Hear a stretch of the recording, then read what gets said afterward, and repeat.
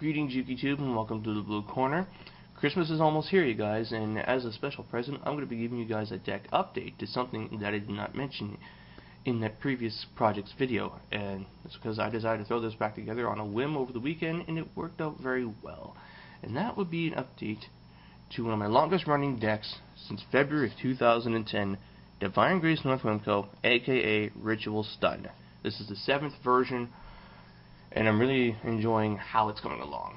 So, the basic idea of this deck is to summon Northwemko on the field with a Royal Decree and a Secret Village of the Spellcasters.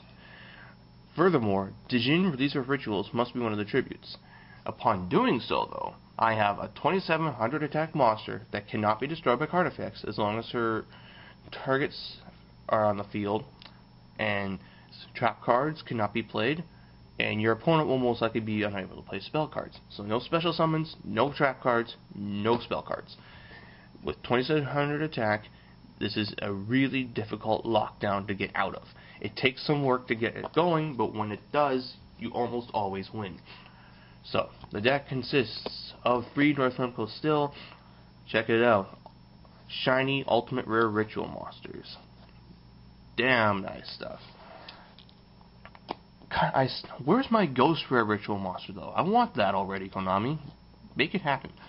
But yeah, 2700 Spellcaster, Light, level 7. Very good stuff. That means she's searchable through Preparation of Rites, and honestable if I were to run Honest. 1 Blackluster Soldier on for the beginning. This is the newest edition following the ban list.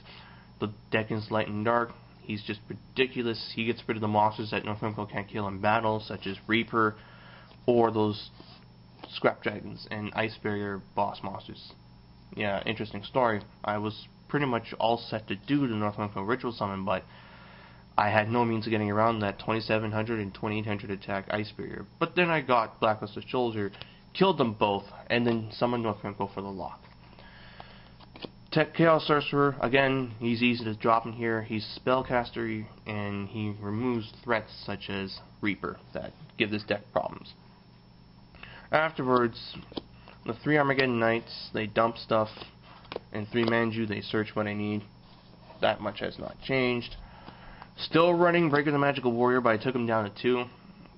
Breaker upon summon will either get rid of back row, or he will bait out back row.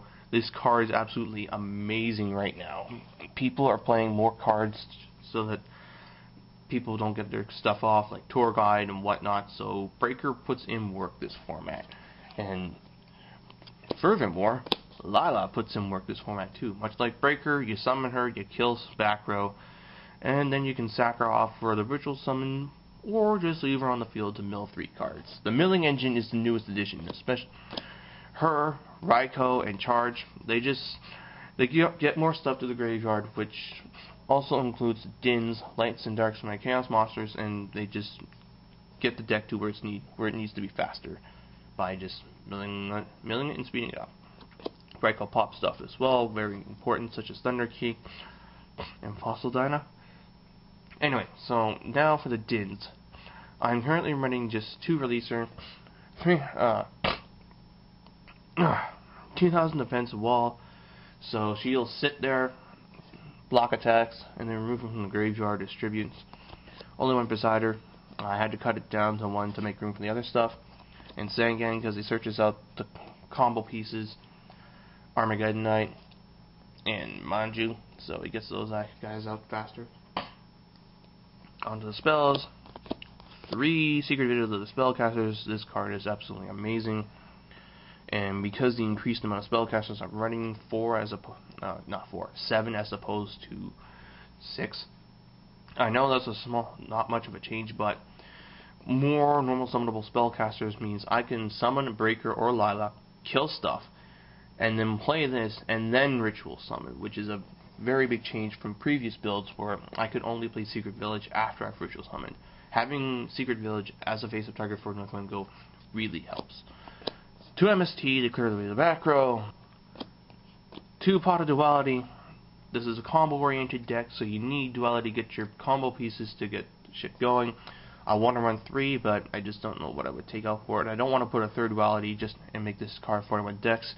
I feel it's defeating the purpose of running Duality. Preparation of rites. Hey, +1s in a ritual deck. How often can you say that? Get back to your ritual spell from the graveyard if it was negated by solemn warning.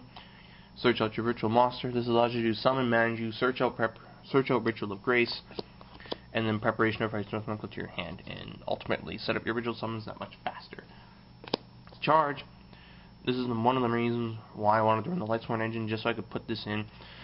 Mill 3, get a card from your deck. You basically thinned yourself out by 4, which then, therefore increases your chances of drawing your other combo pieces. Then you got your limited card staples, Dark Hole, Foolish, and Reborn. No book.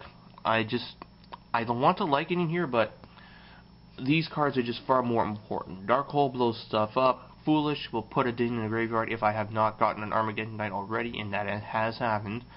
And Reborn is just powerful. Example, I run Chimeric Fortress Dragon in my extra deck despite not having Cyber Dragon. I still had an opportunity to make it by stealing my opponent's Cyber Dragon from the graveyard and then contacting it with the 2 Gen X Synchro monsters he had on the board and made a 3,000 attack Chimeric Fortress Dragon.